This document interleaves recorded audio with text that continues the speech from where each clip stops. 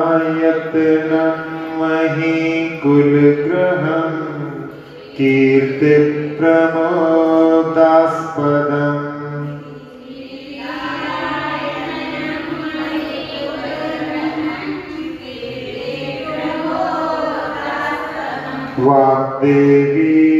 वाग्देवीरतिकेतनं जयरमा क्रीडानिधानं महत्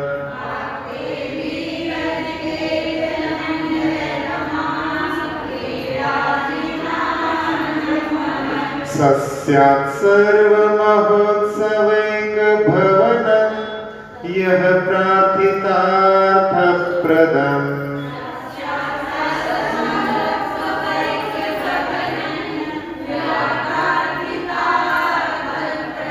प्रातः पश्यति कल्पपादपतलच्छायञ्जनाङ्घ्रिद्वयम्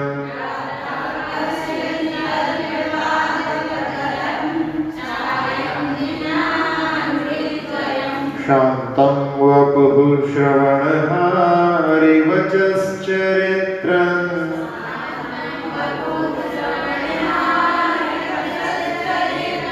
सर्वोपकारी तव देव ततः श्रुतज्ञा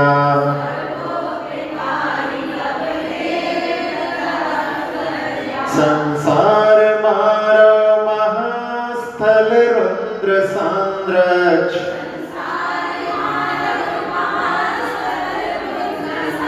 छाया महीरुः भवन्तमुपाश्रयन्ते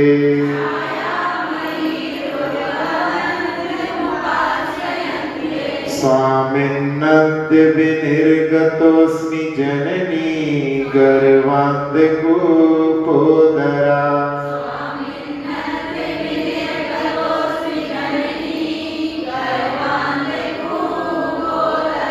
दत्योद्घाटितदृष्टिरस्मि फलवज्जन्मास्मि चात्यस्फुटम्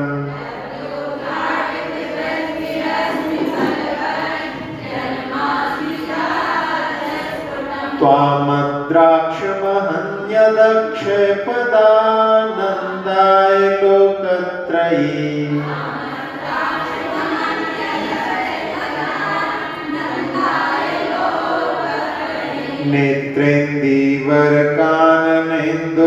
नेत्रेन्दीवरकाननेन्दुममृतस्यन्दे प्रभाचन्द्रिकम्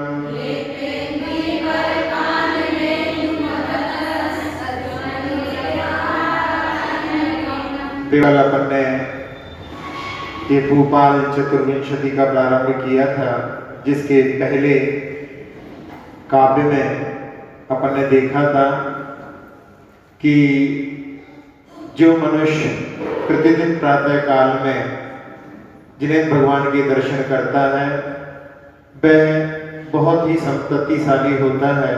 पृथ्वी उसके वश में रहती है, उसकी कीर्ति सबोर फैल जाती है, वह हमेशा प्रसन्न रहता है, उसे अनेक विद्याएं प्राप्त हो जाती हैं, युद्ध में भी उसकी जय होती है और अधिक क्या कहें, वह सभी बड़े बड़े उत्सवों का भी पात्र होता है।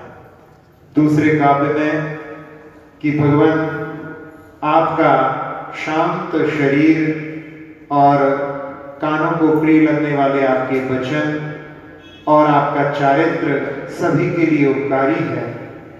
इसलिए इस संसार में जो विद्वान हैं वो इस संसार को महान मरुस्थल के समान जान करके और आपको घनी छाया वाला छाया वृक्ष जान करके आपकी शरण में आकर के और आपकी शरण का आश्रय लेते हैं। फिर तीसरे काव्य में कि हे भगवान आज आपके दर्शन कर मैं समझता हूँ कि आज ही मेरा जन्म हुआ है, क्योंकि मेरा अब तक का समय आपके दर्शन के बिना व्यर्थ ही निकल गया। आज ही मुझे दृष्टि प्राप्त हुई और आज के पहले मानों में देखते हुए भी नेत्रों से विहीन था और आज ही मेरा जन्म सफल हुआ। जब तक सम्यक दर्शन नहीं होता, समीचीन दृष्टि नहीं होती, तब तक मिथ्यात्व का अंधेरा फैला रहता है। उसमें हम मिथ्यात्व के कारण में वस्तु स्वरूप को नहीं पहचान पाते। उसमें आचार्य पूज्यपाद महाराज ने सर्वार सिद्धि में 3 कारण बताए हैं। एक होता है कारण विपर्यास। कोई भी कार्य घटता है, उसमें कारण भी होते हैं, कार्य कारण की व्यवस्था होती है, लेकिन हम उसके कारण को नहीं समझ करके कुछ भी कारण समझने लगे। जैसे एक राजा ने किसी व्यक्ति को देखा प्रातः काल में, और उस दिन राजा शिकार पर गया, वहां पर वो भटक गया और भटकने के कारण में एक किसी किसान के घर में उसको वहां का जो भोजन था वो करना पड़ा। बड़ी मुश्किल से वो दिन निकला उसका। तो उसने कहा कि आज मैंने किसका मुख देखा था। पता पड़ा कि वो उस व्यक्ति का मुख देखा था, तो उसको मृत्यु दंड दिया जाए, उसके कारण में ऐसा हो गया। तो वहां पर वो व्यक्ति कहने लगा कि आपने मेरा मुख देखा था प्रातः काल में, मैंने आपका मुख देखा था। आपने मेरा मुख देखा तो आपको तो अच्छा भोजन नसीब नहीं हुआ, लेकिन मुझे तो मृत्यु आ गई। तो बताओ कौन बड़ा बदनसीब है। तो ये सही कारण पर ध्यान ना दे करके और किसी दूसरे को कारण मान ले, ये कारण विपर्यास होता है। इसी प्रकार से भेदा भेद विपर्यास में जहां कारण से कार्य को सर्वथा भिन्न मान लेना या कारण से कार्य को सर्वथा अभिन्न मान लेना, यानी जो घट रहा है वो उसी प्रकार से होगा, इस प्रकार से जो मानते हैं वो भेदा भेद विपर्यास कहलाता है। और स्वरूप विपर्यास, जो स्वरूप है उसमें विपरीतता, जैसे अपने आप को पुद्गल में मान लेना आदि, अपने आप को शरीरात्मक देहात्मक मान लेना, ये विपरीतताएं जब रहती हैं तब तक वो मिथ्यात्व का अंधेरा रहता है। जब सम्यक का उजाला आता है तो ये विपरीतताएं दूर हो जाती हैं। तो जब भगवान के दर्शन किए तो भगवान ऐसा लगता है कि हमने आज ही दृष्टि प्राप्त की और आज ही हमारा जन्म सफल हुआ। अब चौथे काव्य से प्रारंभ करते हैं।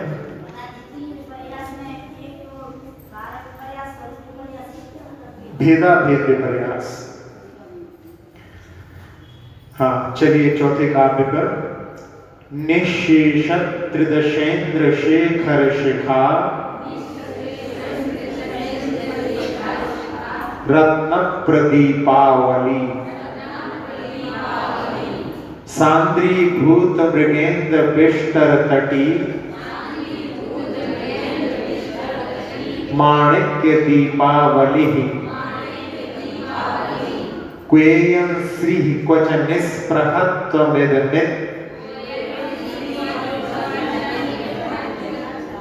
क्वेयं श्री क्वच निस्पृहत्वमिदमित्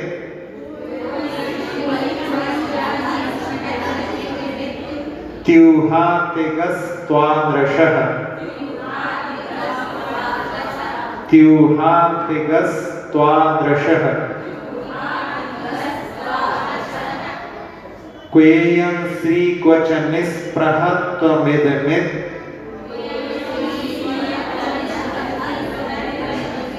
त्यूहातिगस्त्वादृशः सर्वज्ञान दृशश्चरित्र महिमा लोकेश लोकोत्तरः निःशेष त्रिदशेन्द्र शेखर शिखा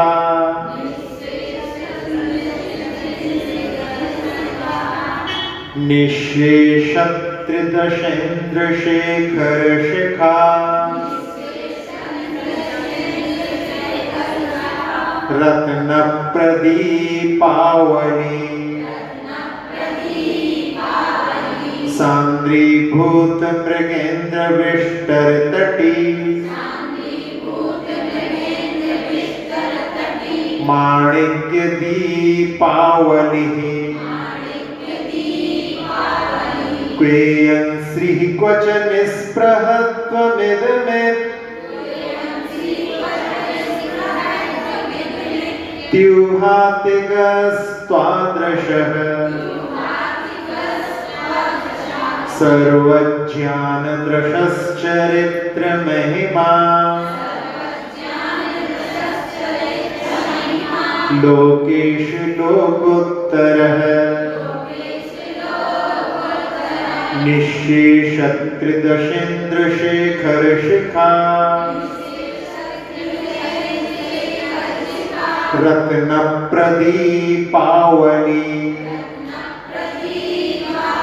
सांद्रीभूत मृगेन्द्र विष्टर तटी माणिक्य दीपावलिः क्वेयं श्रीः क्वच निःस्पृहत्वमिदमेत् त्युहातिगस्त्वादृशः सर्वज्ञानदृशश्चरित्रमहिमा लोकेषु लोकोत्तरः।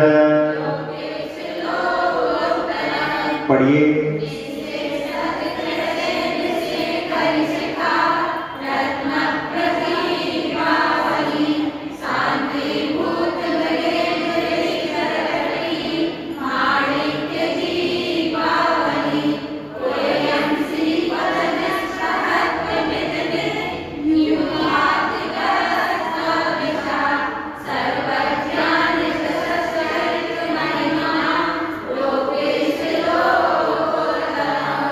बहुत अच्छा। प्रयास करने से कठिन भी सरल हो जाता है और प्रयास नहीं करने से सरल भी कठिन लगता है।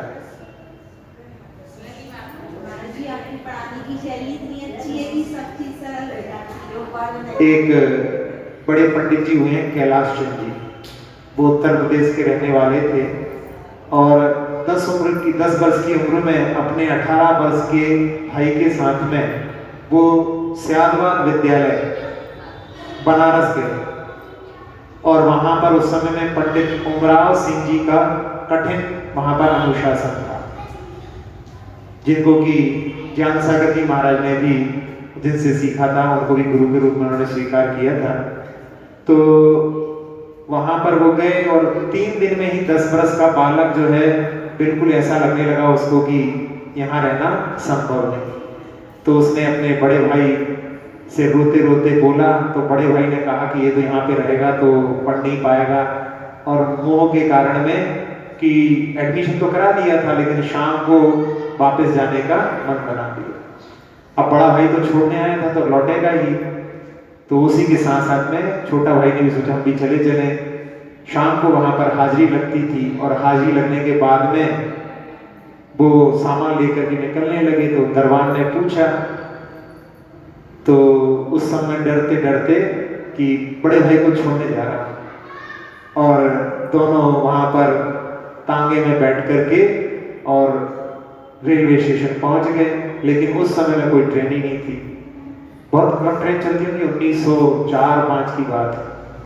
तो वहीं रात में जो प्रतीक्षालय रहता है वहीं पर वो लोग सो गए कि जब ट्रेन आएगी दूसरे तब उससे चलेंगे, और रात में कि कोई लेने नहीं गया। जब वहां पर हाजिरी फिर लगी सोने के पहले तो देखा कि वो बच्चा गायब है। तो उमराव सिंह जी रात में इक्के पर बैठ करके वहां पर पहुंच गए और आवाज लगाते हुए कि उनको नाम से आवाज लगा रहे थे, तो वो वहां पर उनकी नींद खुल गई और उस समय में वो उसको पकड़ करके वो लेके आ गए।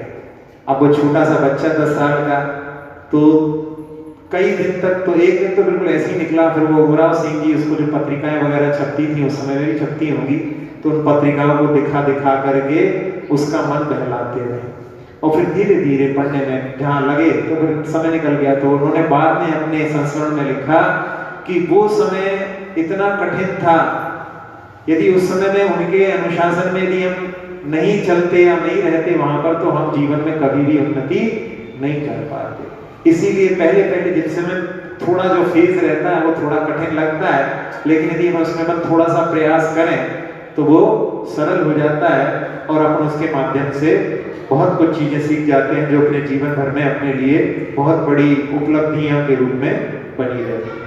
तो इस चौथे काव्य में, जो कि थोड़ा सा कठिन भी है, फिर भी आप लोगों ने अच्छे से पढ़ा।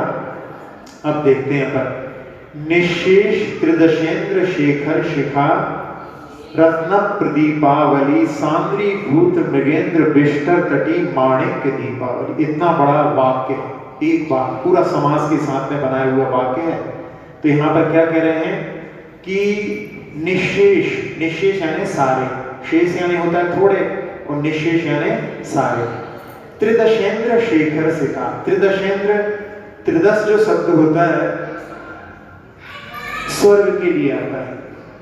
त्रिदश, त्रिदश क्यों कहते हैं? वहां पर तीन दशाएं समान होती हैं, यानी बचपन, जवानी और बुढ़ापा, वो तीनों समान, यानी जवानी बनी रहती, ना बचपन होता है ना बुढ़ापा होता है, इसलिए वो त्रिदश कहलाते हैं। तो त्रिदशेंद्र, उसके स्वर्ग के जो इंद्र है उनके शेखर, शेखर यानी होता है मुकुट, और उसमें लगी हुई मणियों की शिखा, उसके रत्नों की प्रदीप की आवली, आवली यानी पंक्ति, तो वो जो है पंक्ति सांद्री भूत यानी मिल करके, जैसे दो दीपक की लो मिल करके जो है और बड़ी हो जाती है, इसलिए वो सांद्री भूत मिल करके गाढ़ी हो गई है, फैल गई है। मृगेंद्र बिष्टर तटी, मृगेंद्र यानी सिंह और बिष्टर जो होता है वो आसन होता है, तो सिंहासन बन गया।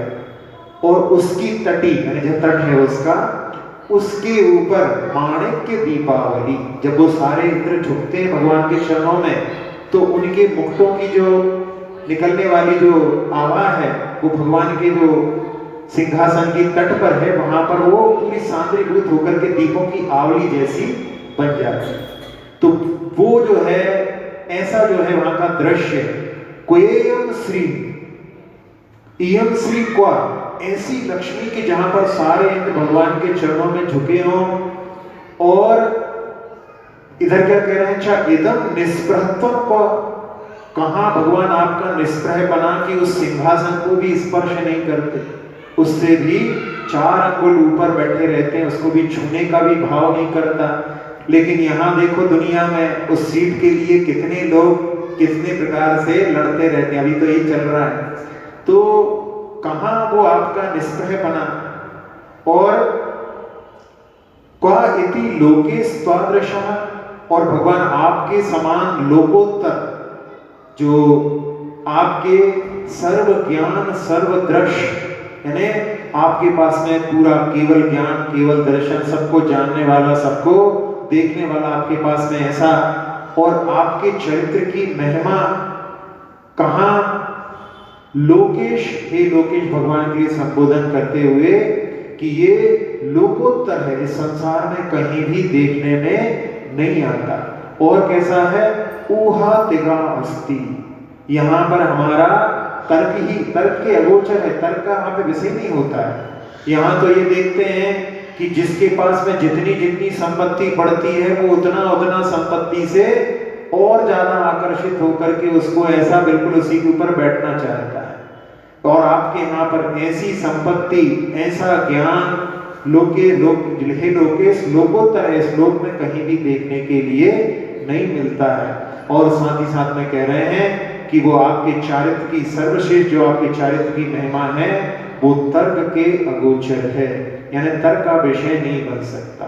कहां तो आपकी समोशरण जैसी लक्ष्मी, जिसमें कहते हैं कि हजारों जो है चक्रवर्ती की संपदा भी उसके सामने फीकी पड़ जाती है, एक समोषण की, उसमें ऐसे जो है वैभव है, उसको ऐसी संपदा होने के बाद में भी, और उससे आप बिल्कुल निष्प्रह हैं, निष्प्रहा से रहित हैं।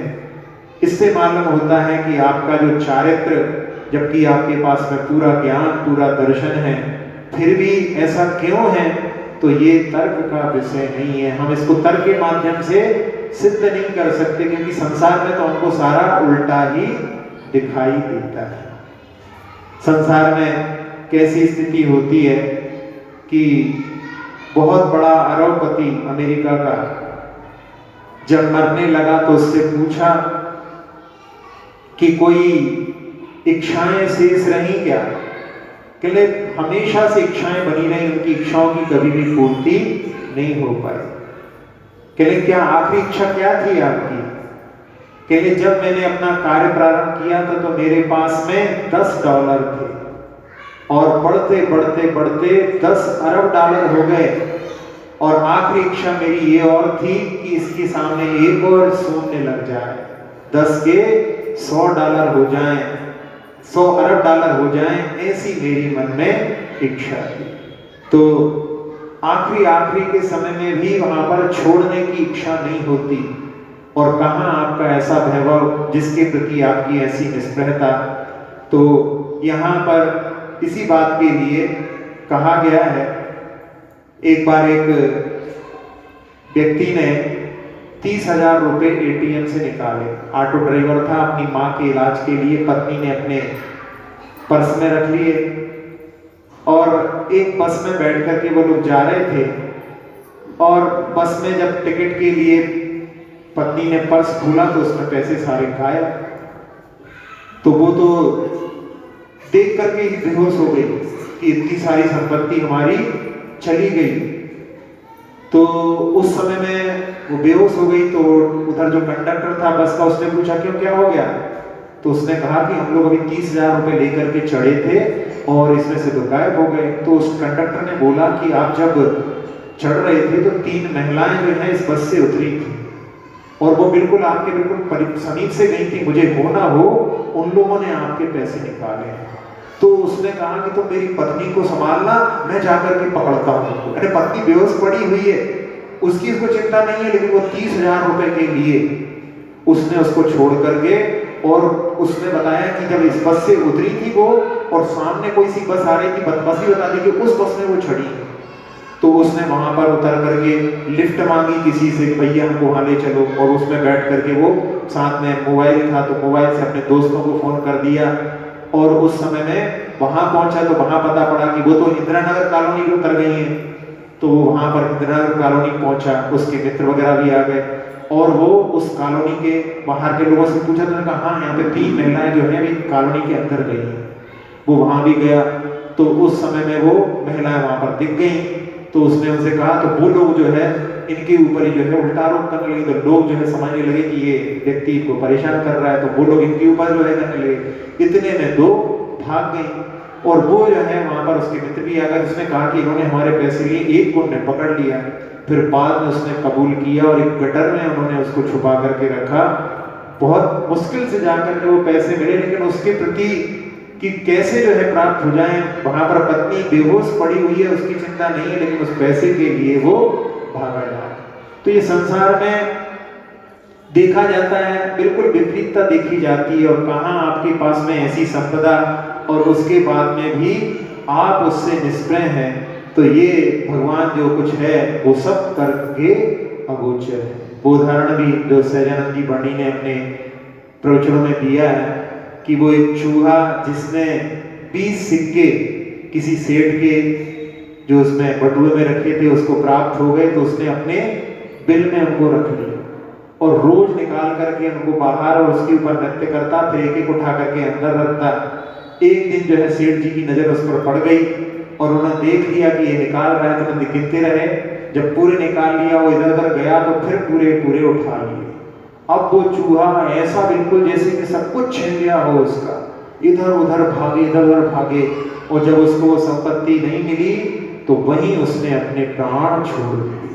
तो ऐसी जड़ संपत्ति के प्रति सारे संसार में ऐसी जो है देखी जाती है, लेकिन यहाँ पर जो कुछ देखा जाता है वो सब कुछ विपरीत नजर आता है। तो ये भगवान हमें ये समझ में नहीं आता है कि आपका ये उत्कृष्ट चारित्र कहाँ ऐसी संपत्ति जिसमें कि सारे इंद्र आपके चरणों में झुक रहे हैं और उनके मुकुटों की जो किरणें हैं वो एक दीपक की आवली के समान पूरे सिंहासन को घेरे हुए हैं, और कहाँ उस पर 4 अंगुल ऊपर विराजमान होते हैं, उसको स्पर्श भी नहीं करते, और कहाँ आपका पूर्ण ज्ञान, पूर्ण दर्शन, ऐसे चारित्र की महिमा हे भगवत, हे लोकेश, लोकोत्तर है और तर्क के अगोचर है, तर्क का विषय नहीं। हमें समझ में नहीं आता कि ऐसा क्यों होता है, क्योंकि संसार में जो कुछ देखने में आता है वो इससे विपरीत दिखाई देता है।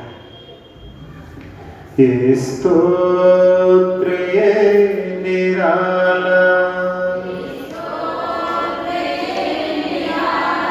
जिन दर्श महिमा वाला,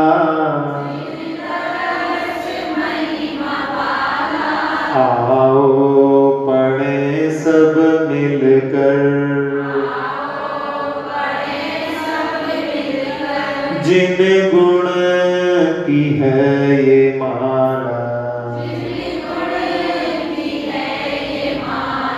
स्तोत्र ये निराला,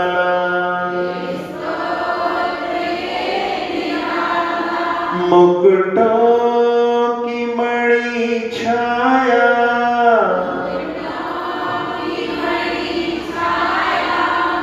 सजती है तट सिंहासन,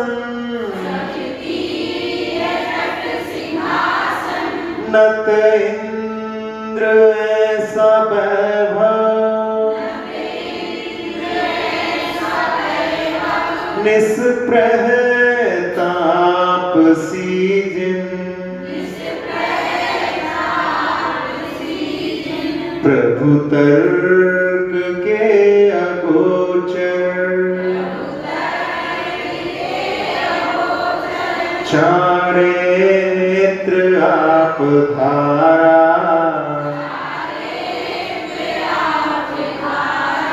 आओ पढ़े सब मिलकर,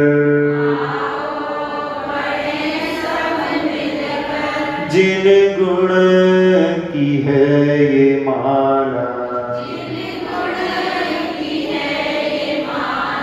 स्तोत्र ये निराला।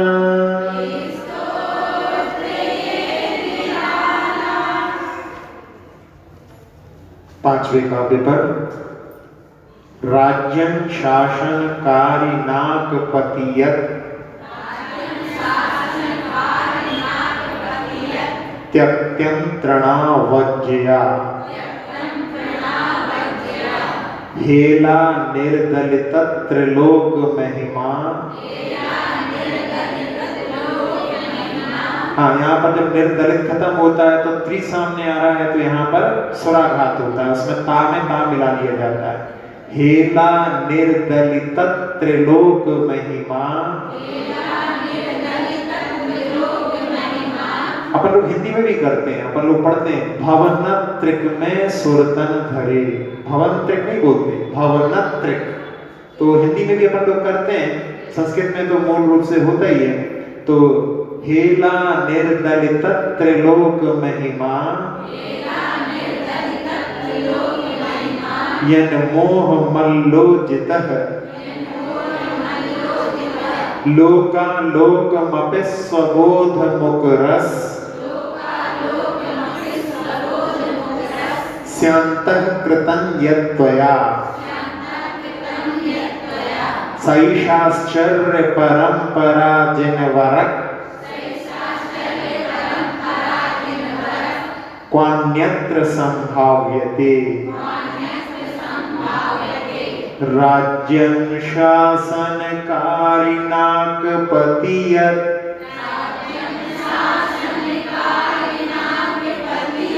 त्यक्त्यंत्रणा वज्जया,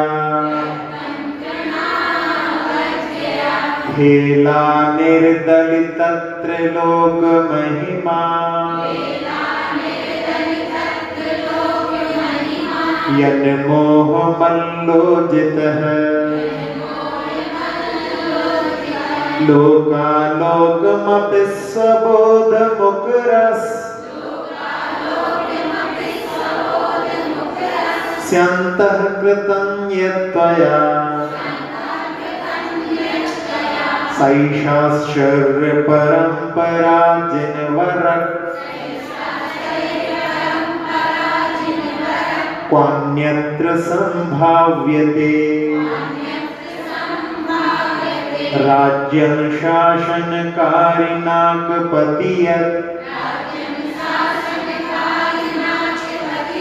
त्यक्तं तृणावज्जया हेला निर्दलितत्र लोकमहिमा यन्मोहमल्लोचितः लोकालोकमपि स्वबोधमुखरस् स्यान्तः कृतं यत्त्वया सैषाश्चर्य परंपरा जिनवर क्वान्यत्र संभाव्यते। पढ़िए।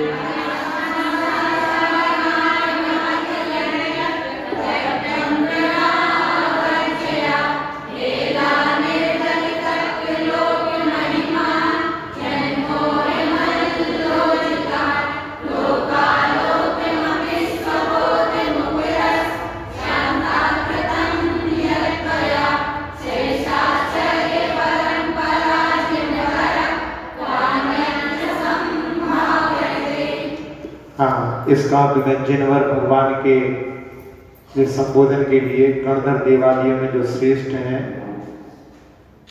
शासनकारी नागपति यत् त्वया तृणवज्ञा त्यक्तम, जिसने आपकी आज्ञा को पालन करने के लिए नागपति यानी इंद्र आया था।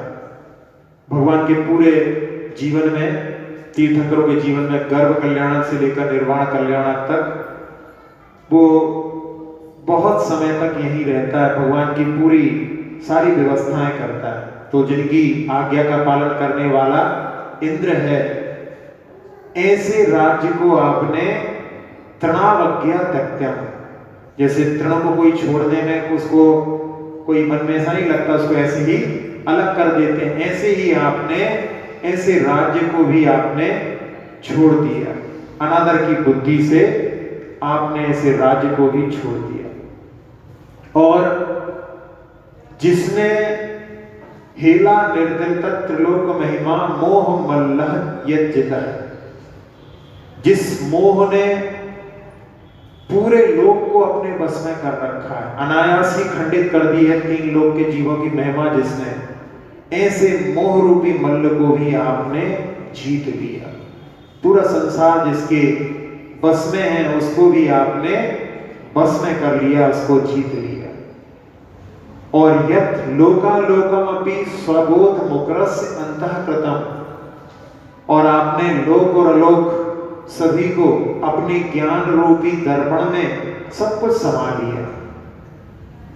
आपके ज्ञान में कुछ भी अवशिष्ट नहीं रहा, लोक अलोक सब कुछ आपके जो ज्ञान रूपी दर्पण है उसमें समा चुके हैं। ऐसा सा आश्चर्य परंपरा अन्यत्र क्व संभाव्यते, पूरे संसार में ऐसी जो आश्चर्य की परंपरा है क्या और कहीं देखने में आती है, क्या संभव है? अर्थात कहीं नहीं। जैसा भगवान का जो सब कुछ आश्चर्य की परंपरा, हर चीज की, ऐसा जहां पर राज्य था उसको भी उन्होंने तृण जैसी अनादर बुद्धि से छोड़ दिया, और जिसके बस में पूरा संसार है ऐसे मोह मल्ल को भी जीत लिया। और ऐसा ज्ञान सर्वोच्च जिसमें सब कुछ समा गया है, ऐसी सारी एक से बढ़कर एक आश्चर्य की जो परंपरा है, हे भगवान आपके अलावा अन्यत्र कहीं भी देखने में नहीं आती।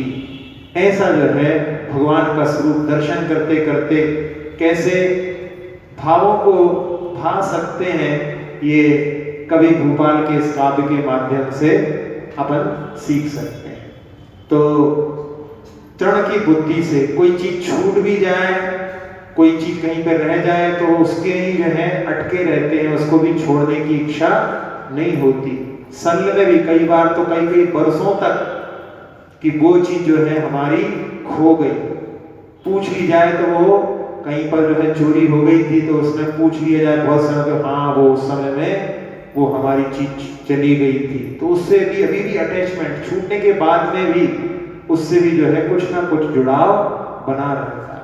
लेकिन यहाँ पर भगवान के बारे में कह रहे हैं कि उस सारी संपत्ति को जिसमें कि इंद्र जैसा सेवक था, ऐसे राज्य को भी आपने छोड़ दिए। एक जाम्बिया का, एक इंडिया का ही व्यक्ति जाम्बिया में रहता था और वो मुंबई के रेलवे स्टेशन पर वहां पर जो लोकल ट्रेन चलती हैं उसको पकड़ने के लिए इंतजार कर रहा था और अपने पास में वो आईफोन भी रखा हुआ था और इसी बीच में उसको झपकी लगी और जब निद्रा आती है तो फिर तो वो ऐसी होती है कि कौन क्या ले जाए कोई पता नहीं पड़ता, उसका आईफोन जो है चोरी हो गया।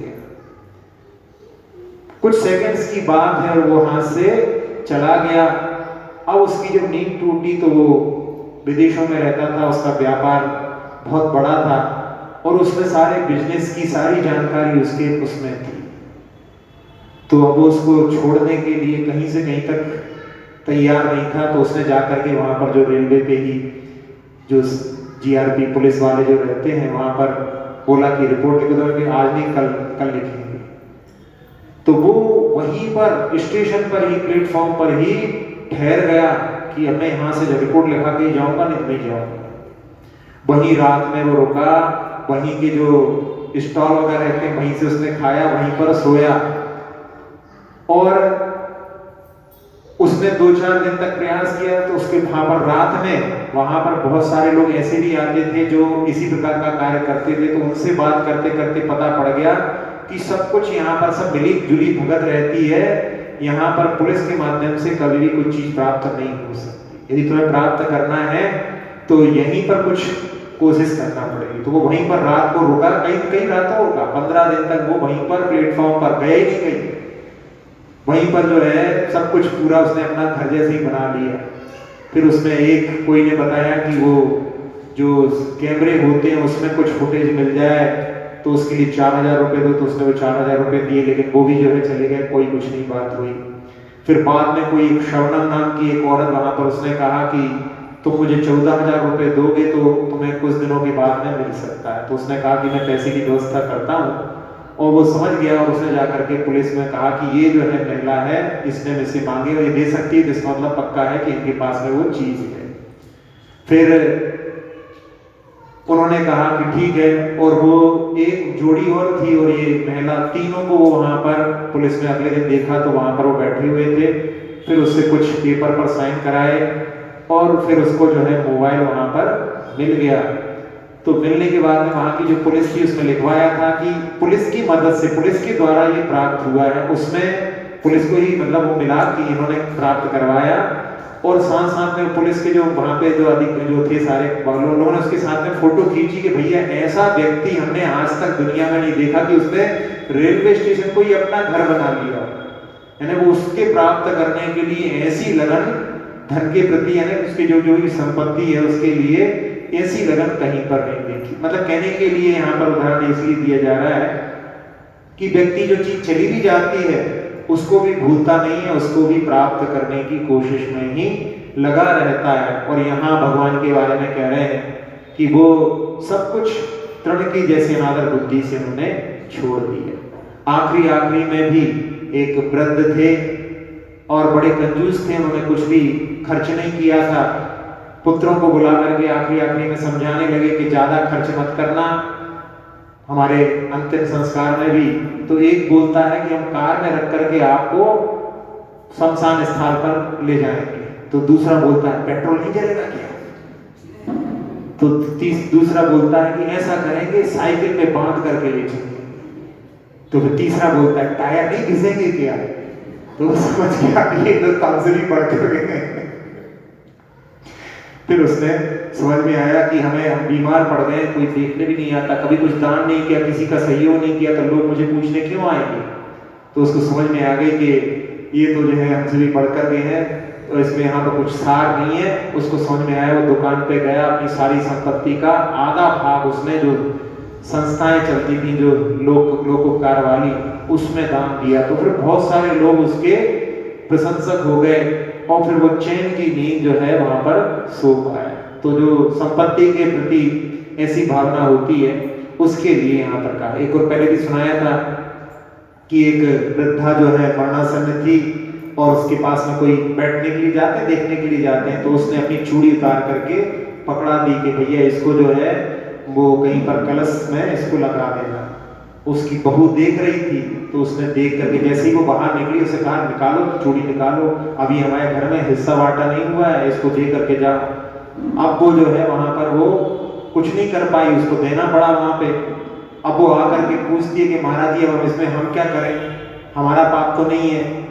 ऐसी ऐसी स्थितियां इतनी जो है मोह की बढ़ती रहती है कि देने के बाद में भी छोड़ने की भावना नहीं होती है। और कहाँ भगवान का कि ऐसा उनका ज्ञान कि जिसमें सब कुछ उन्होंने समा लिया है और जिस मोह ने पूरे लोक को जीत लिया है, उस मोह मल्ल को भी जिन्होंने जीत लिया है, और जिसकी सेवा करने वाला इंद्र था, ऐसे राज्य को भी इन्होंने तृण की अनादर बुद्धि से त्याग कर दिया। हे भगवान, ऐसे आशय की परंपरा अन्यत्र संसार में कहीं भी संभव नहीं, कहीं भी देखने में नहीं आती। सारे संसार में तो अपना प्रभुत्व जमाने के लिए ही लोग लगे रहते हैं, लेकिन यहाँ आप बिल्कुल जो है आशय की परंपरा देख करके कि ऐसी संसार में आशय की परंपरा दूसरी कहीं देखने के लिए नहीं मिलती है।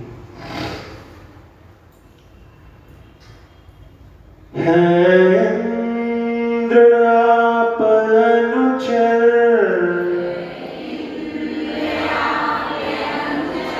तृण सम ये राज्य छोड़ा,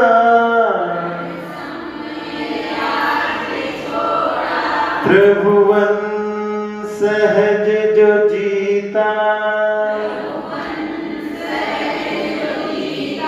मद मोह मल्ल तोड़ा,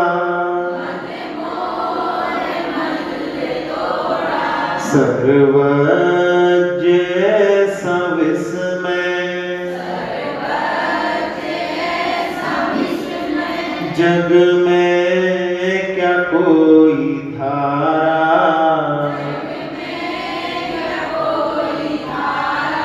आओ पढ़े सब मिलकर, जिन गुण की है ये माला, स्तोत्र ये निराला।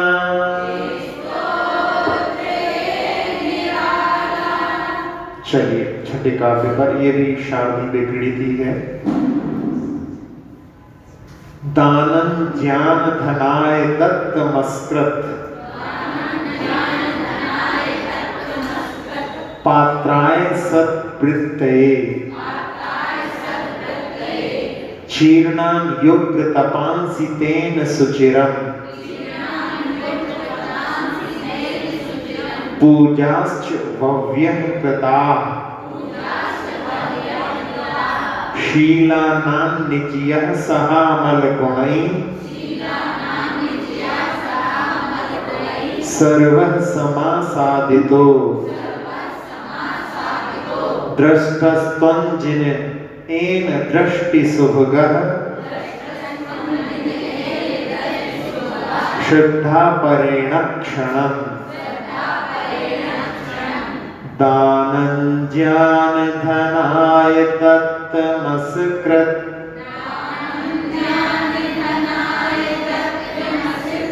पात्राय सत्वृत्तये, क्षीर्णान युग्र तपांसि तेन सुचिरम्, पूजाश्च भव्यः कृताः, शीलानां निचयः सहामलगुणैः, सर्वः समासादितो, द्रष्टस्त्वं तस्त्वञ्जनेन दृष्टिसुभगः श्रद्धापरेण क्षणम् दानञ्जानधनाय दत्तमसकृत् पात्राय सद्वृत्तये जीर्णान् योग्यतपांसि तेन सुचिरम् पूजाश्च वव्यः कृता शीलानां निचयः सह मलगुणैः सर्वः समासादितो द्रष्टस्त्वञ्जनेन दृष्टिसुभगः श्रद्धापरेण क्षणम्। पढ़िए।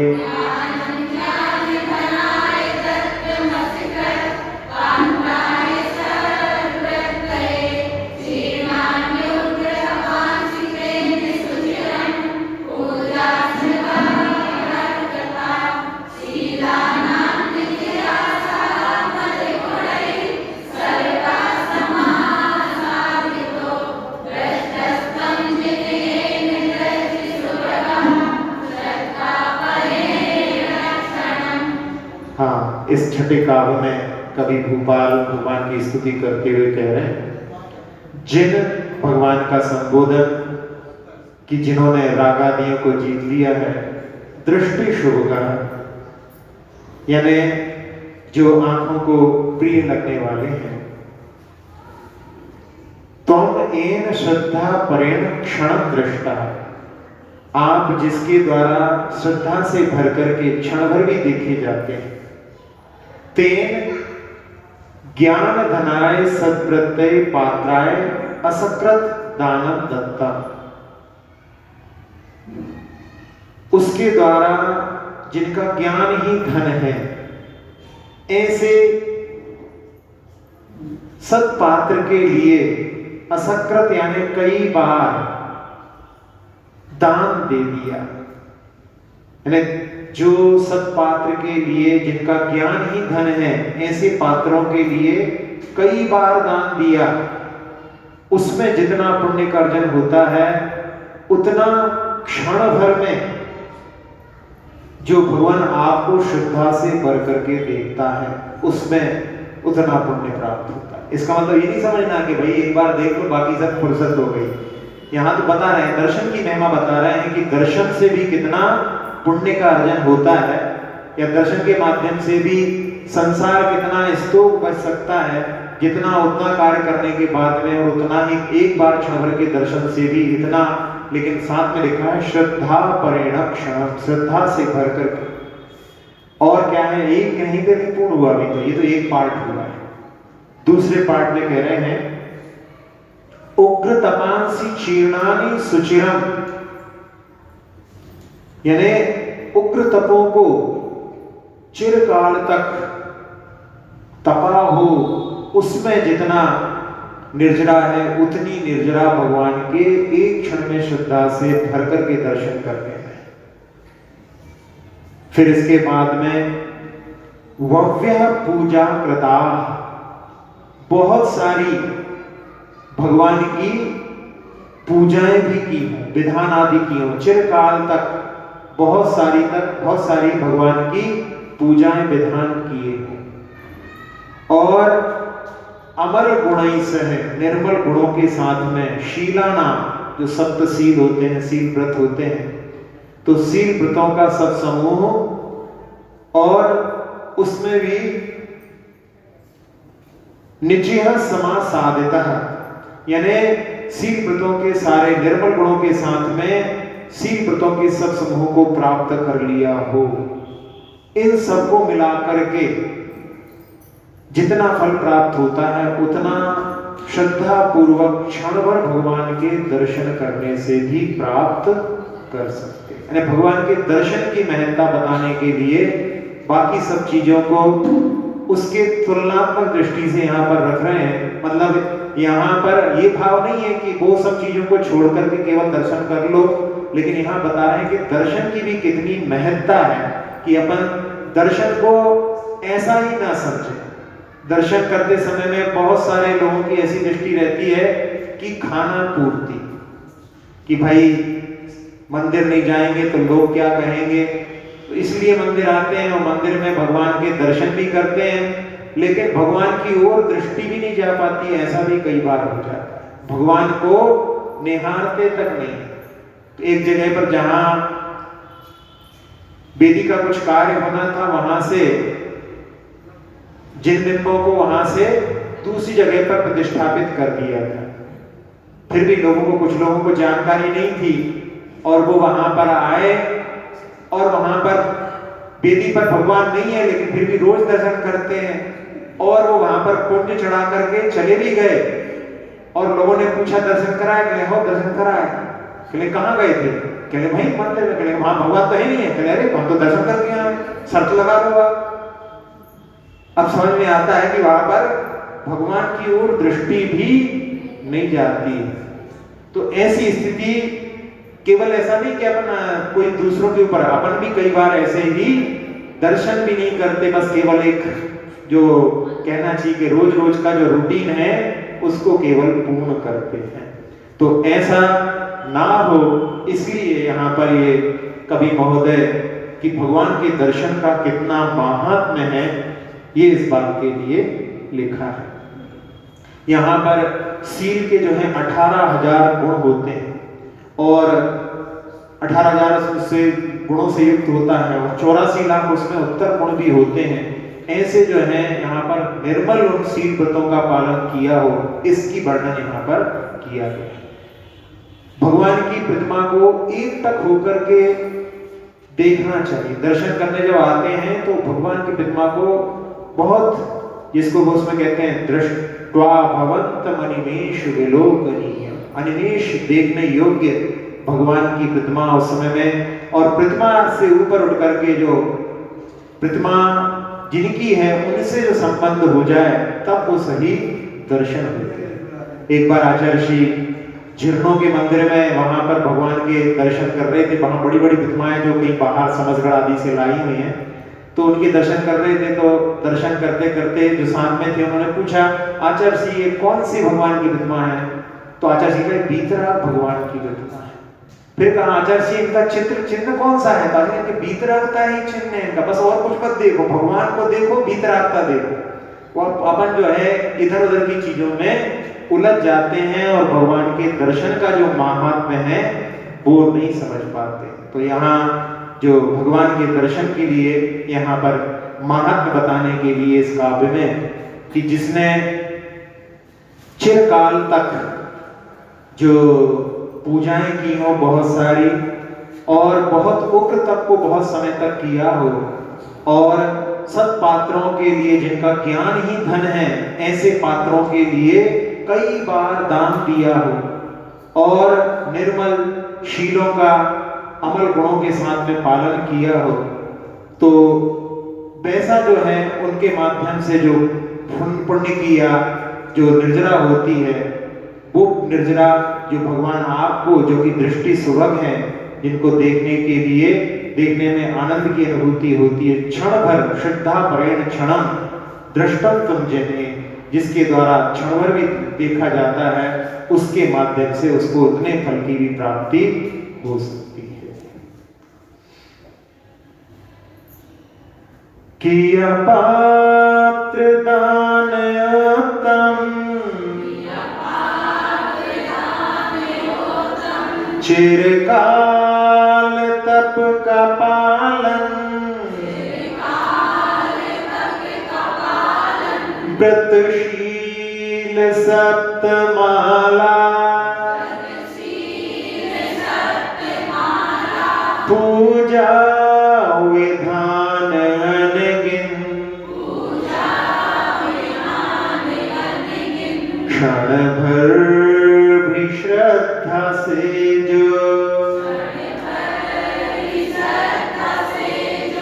जिन रूप को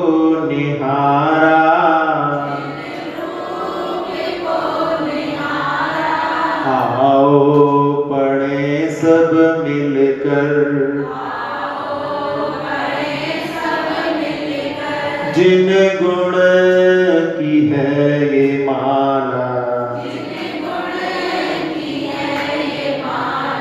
स्तोत्र ये निराला, जिन दर्श महिमा वाला,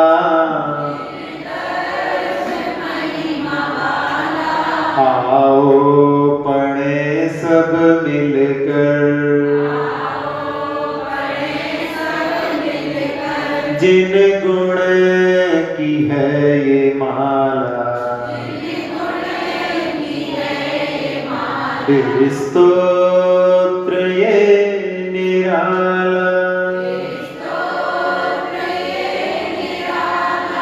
निशेषत्रदशेन्द्र शेखर शिखा रत्न प्रदीपावली,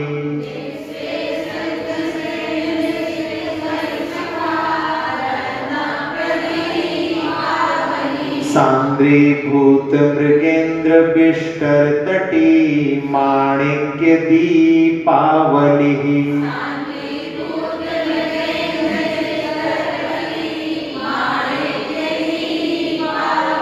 क्वेयं श्री क्वच निस्पृहत्वमिद मृत्युहातिगस्त्वादृशः,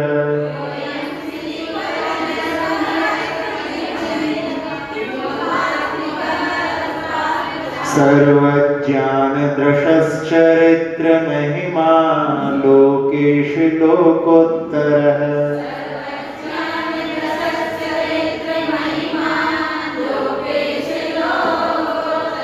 राज्यं शासनकारिणाकपतियत् त्यक्तन्त्रणा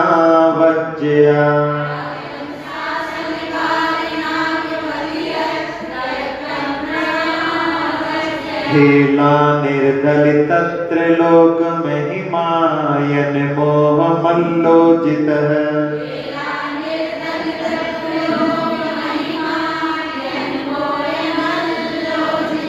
लोकालोकमपि स्वबोध मुकुरस्यान्तः कृतं यत्त्वया,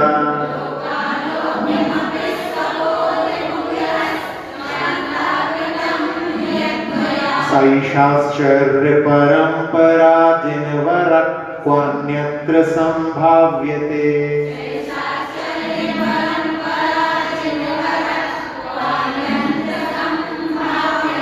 दानञ्ज्ञान धनाय दत्तमसकृत् पात्राय सत्प्रीतये,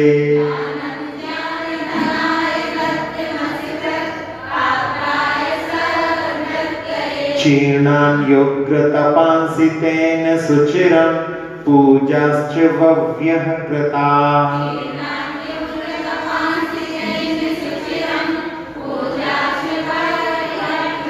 शीलानान्निचयः सामलगुणैः सर्वः समासादितो,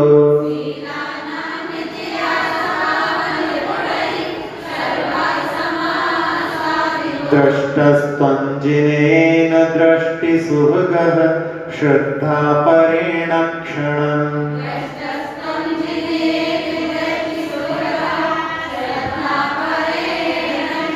अक्षर पद मात्रा से दूषित वचन अगर मनहीन रहे,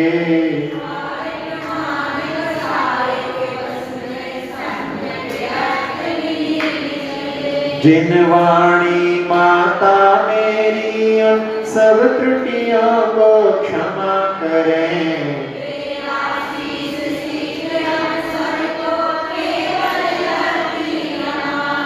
प्राप्त हमें हो बोधि समाधि परिणामों की शुद्धि हो,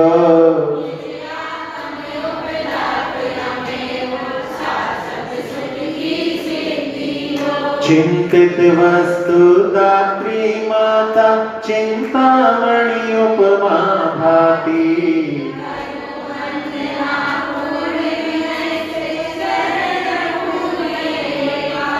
कर जिन वाणी स्तुति तन की ममता टाल,